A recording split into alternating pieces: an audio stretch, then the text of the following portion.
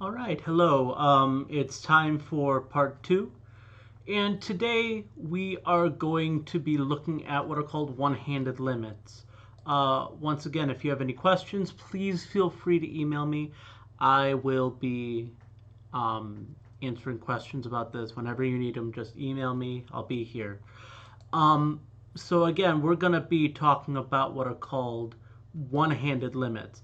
And so one-handed limits also are gonna feel pretty easy. Now we're um, actually getting into some potential danger, but the great thing is that we're only worried about one side of it. Now there's a lot of different ways that you can do something like this. So the part we're going to be concerned about is, let's say we have a function that doesn't connect. And we want to know what it's approaching as it goes to a certain point. Let's say this right here, let's say this thing, let this number, let's say it's like x equals 4. Now, the whole point is that if we look coming from the left, we get a different thing that we approach than when we come from the right. So left-hand limits coming from the left are written like this. The limit as x approaches 4 from the left, we signal with a minus sign because we're coming from the negative direction, coming from negative and moving to this. This one, the right-handed limit, well, if this is from the negative direction, this is from the positive direction, we would write it like this. Limit as x approaches 4 from the positive direction, from the right. So left-handed limit from the negative, right-handed limit from the positive. And what happens is the limit of this function, let's call it f of x, approaches this spot, whereas the limit of f of x in this version approaches this spot. And we're going to see a lot of examples. And when you have an equation, like here I haven't given you an equation, I just gave you a nice pretty picture. You can literally just follow the line to your spot and you don't have to think about it. If you're not given a picture, you can always, like for example, you can always do something like instead of having your function where you try and plug in 4, oh, that's not going to work. I can't do that. Well, maybe plug in a number really close, 3.9, 3.99, 3.999999999, and you'll get a number that's really close, and you'll be able to approximate. And that's the way that we will do stuff like this. Okay, hold on. Let's go forward to talk about this. And again, don't let this confuse you. We can talk about it like this in a second, but literally, if you're given the picture, it says we want to find the limit as x approaches 1 from the positive side from the right. So we're going to take our finger and just go bloop and figure out where that goes. Where's that going to? Well, it's approaching 1 from the right. What's this thing that it approaches as it gets closer and closer to 1? Well, if I had to guess, that looks like -1/2. So that's visually, like literally just trace your finger along the screen and then just find where it leads to, go into 1, and then you got it. If you wanted to do it algebraically, well, let's see. That's this one, right? That's this part. Well, what's it getting towards? Let's plug in some values. Let's plug in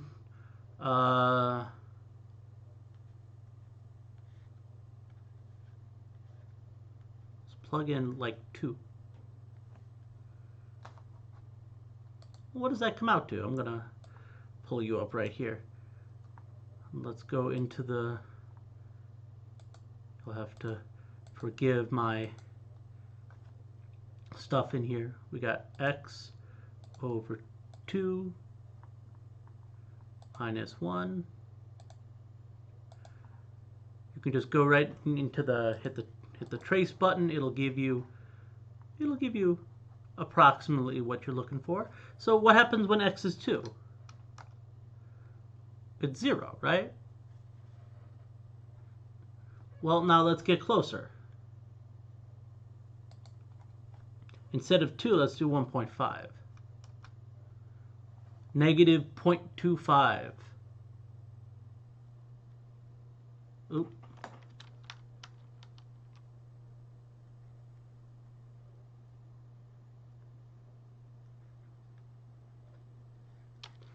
Now let's do 1.1. Negative 0.45, right?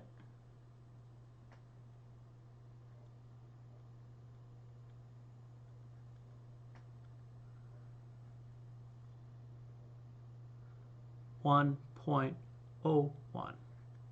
What's that going to give us? Negative 0.495.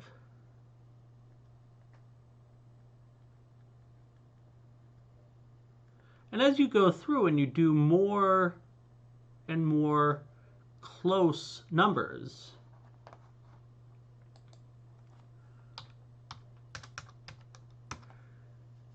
as you get more and more close to what you're trying to get, it's pretty clear. If you had to guess what it's gonna about be, it's gonna be about negative 1/2. So what I have here, these are 2 different ways that you can do it. Sometimes you're literally just going to get a picture. They're going to give you nothing else. They're going to give you no equation. They're going to give you no function to work with, and you're just going to have to put your finger down on the line and figure it out. Other times they're not going to give you a picture at all, in which case you can really easily grind out the answer in your calculator. Just approach, and then, you'll get it. In a situation where they give you something like this, where it's a piecewise function, if you plug in 1, you're going to get negative 1/2. 1 divided by 2 is 0.5, minus 1 is negative 0.5, right? So you're going to get it, and it's going to be pretty easy. So in the same way, take a second, figure out the other direction limit. Figure out the limit as x approaches 1 from the left. Figure out this one.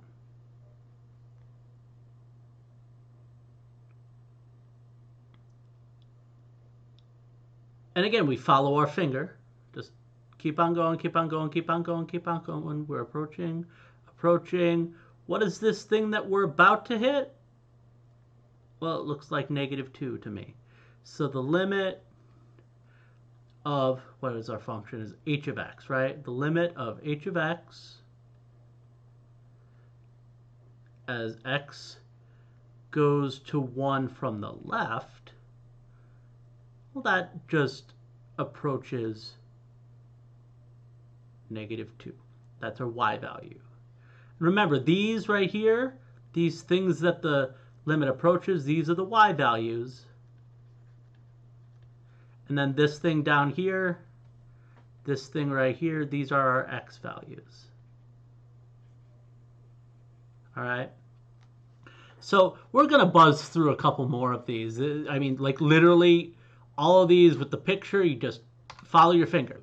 So what we have here for problem number 2, it looks really weird, but in fact, those of you who have taken a computer science class have probably seen, not necessarily this notation, but you've seen this function before. It looks like an absolute value. That's the notation that they use, but you've got these little hooks on the bottom. Those tell you that this is what's called a floor function.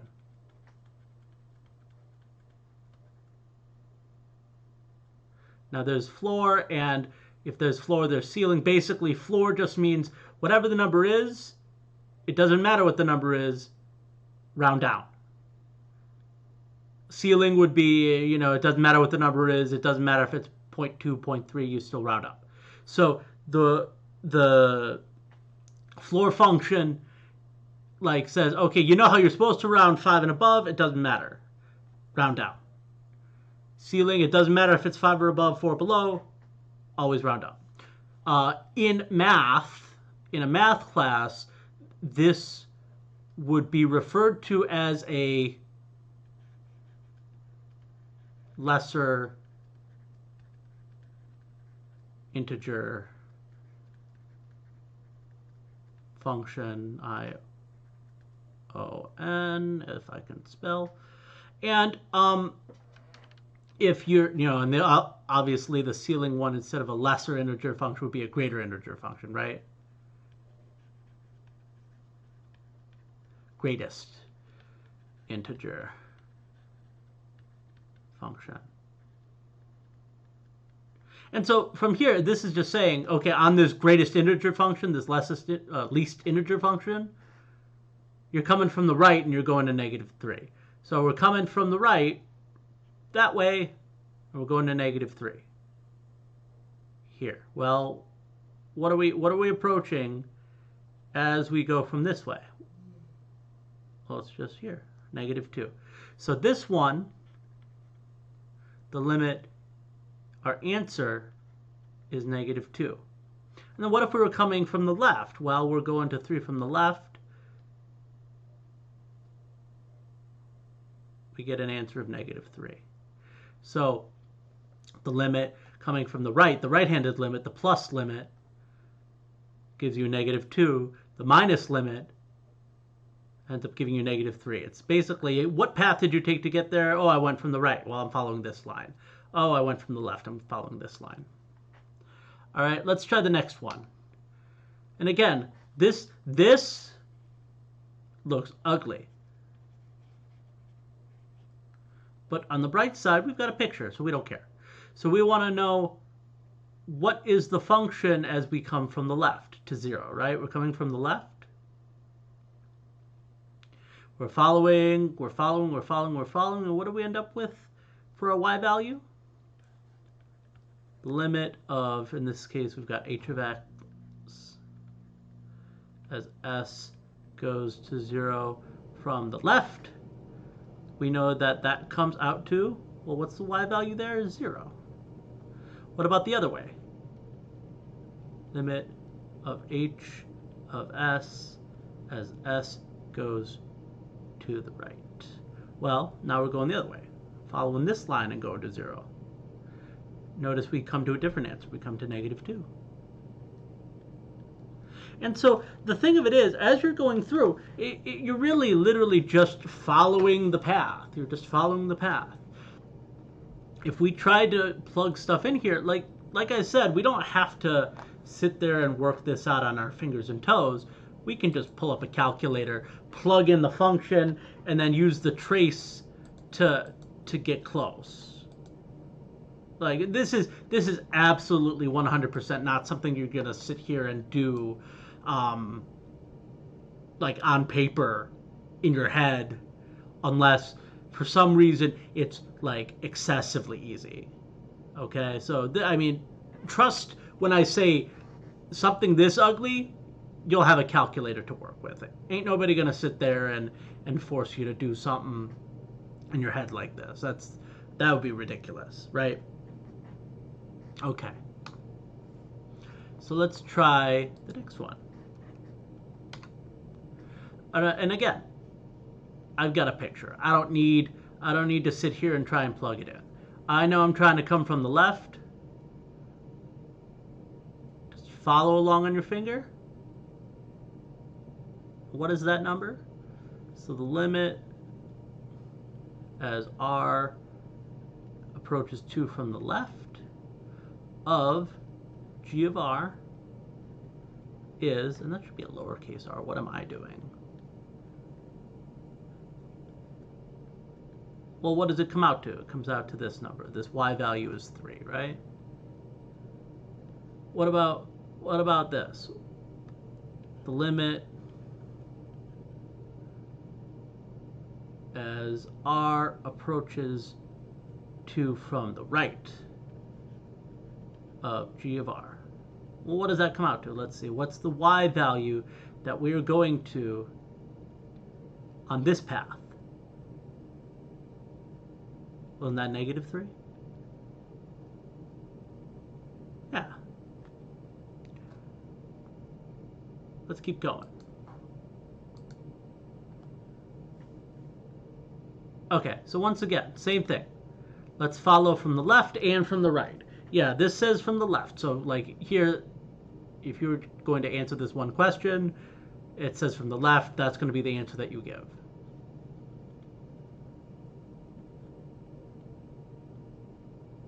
-1 from the left of f of r.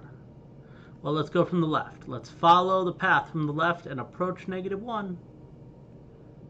What's the y value here? Isn't that -2?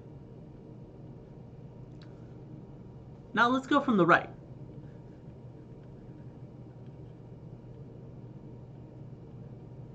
Just to see what happens.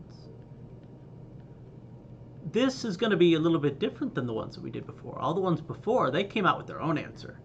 This one, look what happens. Doesn't it still approach -2 in the y value? Now we're going to talk more about this situation in the next video. Let's do one more of those though. Here I want to approach 1. The limit as x approaches 1 from the right. That's what it's asking for.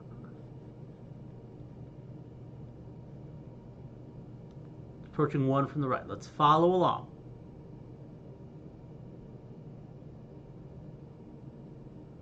Well, what's that approaching? Isn't that approaching 2? What about the other one? What's the limit as x approaches 1 from the left? That looks like a k.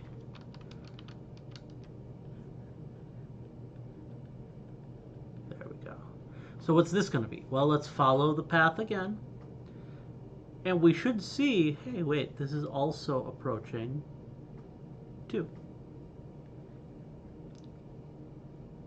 And so that's the thing. I mean, basically with the one-handed limits, we're just trying to follow the path that we're given and then get to the spot. It may not be exactly what's there. Like, for example, with these, look, there's no number here. There's no point there. If I were to evaluate, if I were to plug in -2, I would get an error in my calculator. But if I just follow along and approach and approach and approach and approach and approach, I'm gonna get 3. This goes to 3. It doesn't make 3. Like 3 is not it, but it does approach 3, right? It does follow this path and eventually wind its way to 3. It just never gets there because there's a hole where it's supposed to be, right? So we'll talk more about this in the next video. All right, have a good one.